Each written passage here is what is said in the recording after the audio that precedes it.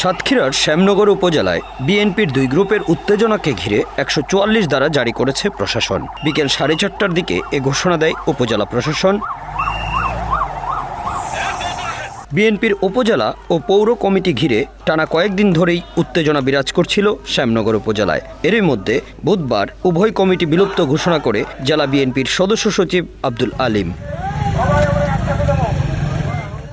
সদ্য বিলুপ্ত কমিটির সভাপতি আব্দুল ওয়াহেদ ও সাধারণ সম্পাদক সোলাইমান কবির এই দুই গ্রুপের মধ্যে উত্তেজনা বিরাজ করছে। শেষ খবর পাওয়া পর্যন্ত পরিস্থিতি নিয়ন্ত্রণে রয়েছে, সেনাবাহিনীও মাঠে রয়েছে। আমরা বাড়ির ভিতরে আমরা অবস্থান করতেছিলাম। আমাদের একবার ইউনেসেফ ম্যাডাম এসে বললো যে ম্যাডাম আপনারা সবাই বাড়ির ভিতরে নিয়ে যান। তারপরে আমার আম্মাকে বললো আন্টি আপনাদের ছেলেদের সব বাসায় নিয়ে যান। আমরা সব বাসার ভিতরে আছি দাঁড়িয়ে। এরপরে আমার ছেলে একবার যাচ্ছে রাস্তার উপর, তান্দিস আব্বা তুমি যদি দেখো তো তুমি ছাদের উপরে যাও। ও 3টে চেয়ার নিয়ে বসে এখানে দেখতেছে। এরই মধ্যেই আমার গায়ের জ্বর খুব, আমি ভিতরে এসে ঢুকছি, দেখি ইট বাঁধতেছে একবার বর্ষার মতন ছুটতেছে। আমি তখন আমার ছেলে কই বলে তাদের খুঁজতেছি যে কই গেল, ওই তখন খুঁজে পাচ্ছি না।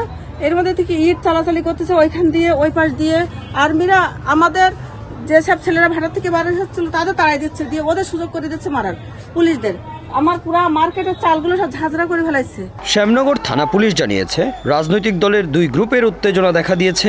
এতে আইন শৃঙ্খলা পরিস্থিতির অবনতি হওয়ার শঙ্কা দেখা দেওয়ায় ১৪৪ ধারা জারি করেছে উপজেলা প্রশাসন। এখন পর্যন্ত পরিস্থিতি নিয়ন্ত্রণে রয়েছে।